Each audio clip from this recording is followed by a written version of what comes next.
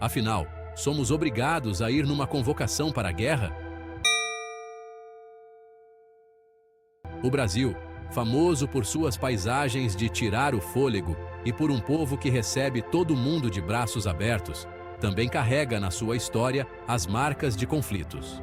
Da Guerra da Cisplatina, lá no século XIX, até a participação na Segunda Guerra Mundial, o Brasil viu de perto a realidade dura do combate e da perda.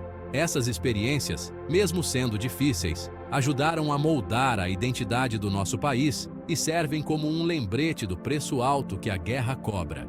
As guerras deixam feridas profundas, tanto no corpo quanto na alma.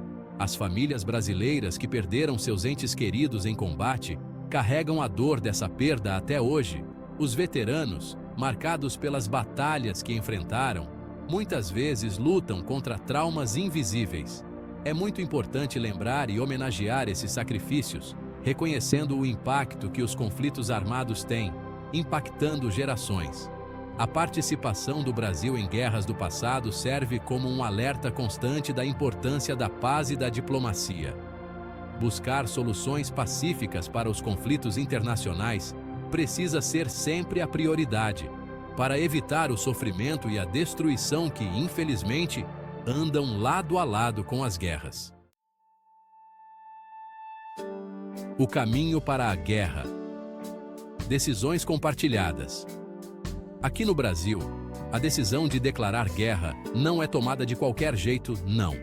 É um processo bem elaborado que exige a participação de diferentes poderes.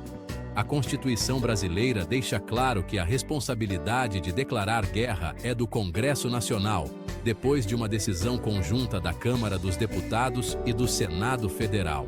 Essa medida garante que a decisão de entrar em um conflito armado seja tomada de forma democrática e transparente. No fim das contas, a guerra afeta a sociedade inteira, e não só quem está no campo de batalha. O presidente da República, como chefe de Estado, pode pedir ao Congresso Nacional a autorização para declarar guerra. Mas são os parlamentares, os representantes eleitos pelo povo, que têm a palavra final. Caso o Brasil entre em guerra, os brasileiros convocados para o serviço militar são obrigados a ir. Todos os brasileiros são obrigados a prestar o serviço militar, de acordo com a Lei 4.365. Em caso de guerra, o período do serviço militar pode ser ampliado, de acordo com os interesses da defesa nacional. A ausência ou não comparecimento ao serviço militar é crime de insubmissão, previsto no artigo 183 do Código Penal Militar.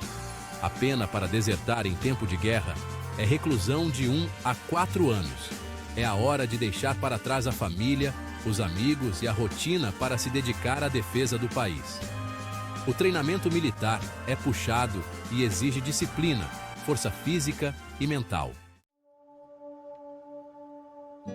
Seção 4. Isenções. Quando o dever chama em outra direção.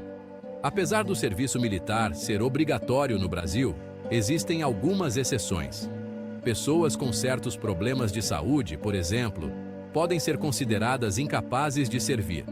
Filhos únicos de pais com deficiência também podem ser dispensados, assim como padres e religiosos que se dedicam à vida religiosa. Essas isenções existem para garantir que quem não tem condições de combater, seja por questões físicas, responsabilidades familiares ou crenças religiosas, não seja obrigado a servir.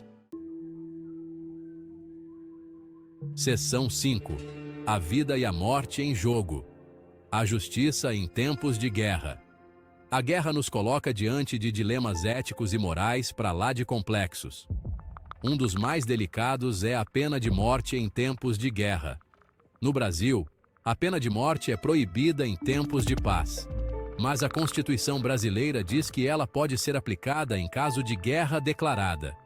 A aplicação da pena de morte, mesmo em tempos de guerra, é um assunto polêmico que divide opiniões. Tem gente que acredita que é uma punição justa para crimes cruéis cometidos durante conflitos armados, enquanto outros defendem que a vida humana é um direito sagrado, não importa a situação.